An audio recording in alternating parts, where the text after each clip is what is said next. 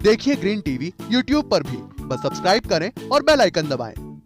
नमस्कार दोस्तों, स्वागत है आप सभी का किसान बुलेटिन में और मैं हूं आपके साथ पारुल यादव। चलिए नजर डालते हैं किसान बुलेटिन में आज की बड़ी हेडलाइंस पर। वैज्ञानिकों ने विकसित की गेहूं की 2 नई किस्में, पहले के मुकाबले किसानों को मिलेगी 2 गुना पैदावार। चावल की ऐसी नई किस्म जो एक बार खेती करके देगी 8 साल तक फसल। डेयरी खोलने वाले किसानों को इस बैंक से मिलेगा खास लोन।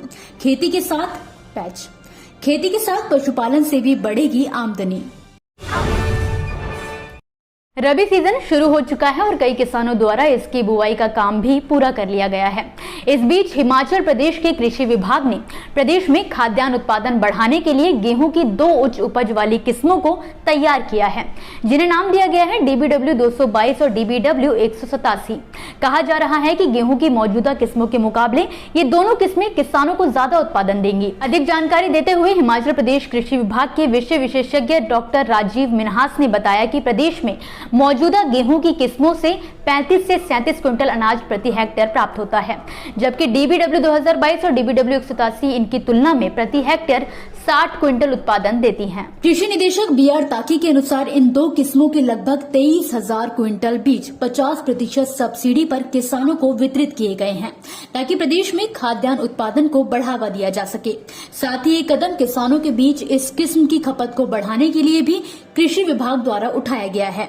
आपको बता दें कि कांगड़ा, ऊना, हमीरपुर, सोलन, बिलासपुर और सिरमौर जिले की निचली पहाड़ियों में नई किस्मों को 15 अक्टूबर से 15 नवंबर के दौरान बोया गया था। एक खबर की माने तो राज्य में 6.17 लाख मीट्रिक टन के उत्पादन लक्ष्य के साथ 3.30 लाख हेक्टेयर में गेहूं उगाया जाता है और 2022 से 23 में कुल खाद्यान्न उत्पादन 1649.97 हजार मीट्रिक टन होने का अनुमान है।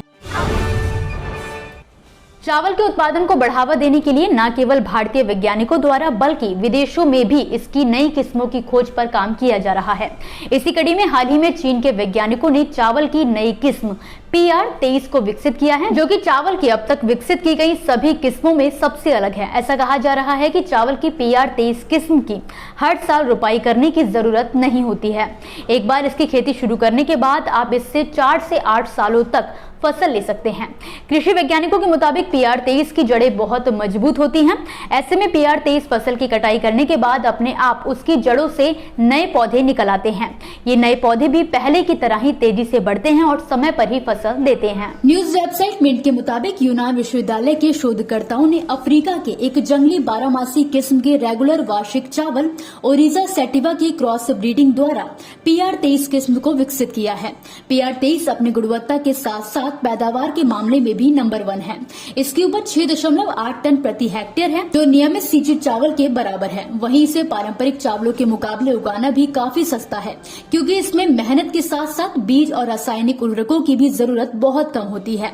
पिछले साल दक्षिणी चीन में 44,000 से ज्यादा किसानों ने इस किस्म की खेती की थी और उन्हें इससे बम्पर पैदावार भी मिली थी। भारत में किसानों के विकास के लिए उन्हें खेती के साथ साथ पशुपालन करने की सलाह दी जाती है और देखा जाए तो पशुपालन किसानों की आय को बढ़ाने में अपनी अहम भूमिका निभाता है। इसी को ध्यान में रखते हुए स्टेट बैंक ऑफ इंडिया ने किसानों को डेयरी बिजनेस शुरू करने के लिए एक बेहतर लोन व्यवस्था की शुरुआत की है। खास बात यह है कि ये लोन डेयरी से जुड़े कई तरह की कैटेगरीज में दिया जा रहा है। एक मीडिया रिपोर्ट के मुताबिक बैंक डेयरी चलाने के लिए भवन निर्माण, milk collection system, automatic milk machine और ट्रांसपोर्टिंग के लिए लोन उपलब्ध करा रहा है। इस लोन की ब्याज दर की शुरुआत 10.85% से होती है, जो कि अधिकतम 24% तक पहुंच सकती है। Automatic milk collection system machine खरीदने के लिए आप 1 लाख रुपए तक का लोन ले सकते हैं। वहीं भवन निर्माण के लिए बैंक आपको 2 लाख रुपए तक का लोन दे सकता है। इसी तरह ट्रांसपोर्टिंग के नाम पर गाड़ी खरीदने के लिए अधिकतम 3 लाख रुपए तक का लोन ले सकते हैं। खास बात यह है कि बैंक लोन देने के लिए किसानों को कोई भी संपत्ति गिरवी नहीं रखवाती है।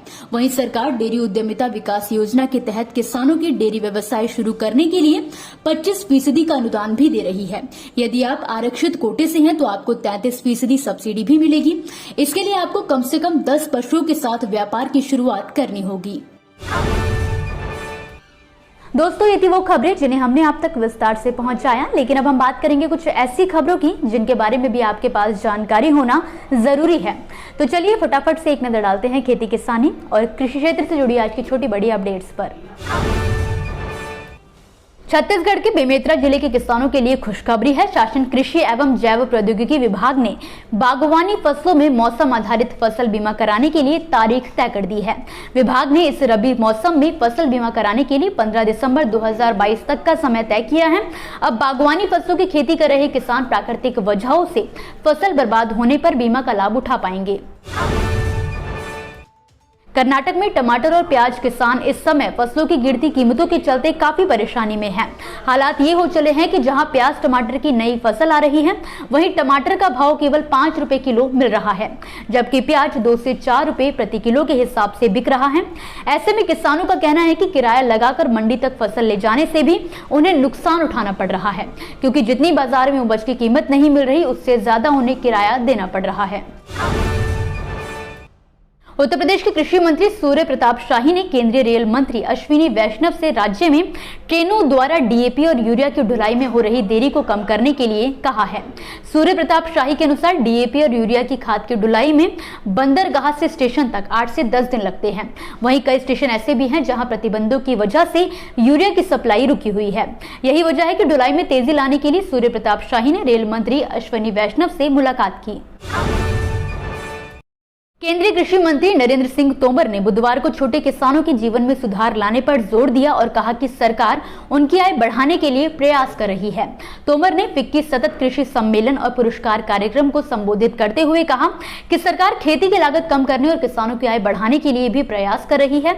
ऐसे में देश के कुल किसानों में से 86% छोटे और सीमांत किसान हैं, जिनकी स्थितियों में सुधार की जरूरत है। छत्तीसगढ़ के ग्राम रामपुर में थाईलैंड के वैज्ञानिकों की तकनीकी सहयोग से मछली अनुसंधान केंद्र की स्थापना की गई है। गौरतलब है कि एक्वा जेनेटिक के इस केंद्र की स्थापना एम हैचरी रायपुर और मनित ग्रुप थाईलैंड के संयुक्त प्रयास से की गई है। लगभग 100 एकड़ क्षेत्र में फैले इस अनुसंधान केंद्र में मछली के जेनेटिक्स पर अनुसंधान के साथ साथ तिलापिया मछली बीज का उत्पादन भी किया जा रहा है। इसके अलावा यहाँ मत्स्य कृषि को मछली पालन के अत्याधुनिक तकनीक का प्रशिक्षण भी दिया जाएगा। इसी के साथ आज के किसान बुलेटिन की बड़ी खबरों में फिलहाल के लिए बस इतना ही। आप मुझे दीजिए इजाजत और देखते रहिए ग्रीन टीवी। नमस्कार। देखिए ग्रीन टीवी यूट्यूब पर भी, बस सब्सक्राइब करें और बेल आइकन दबाएं।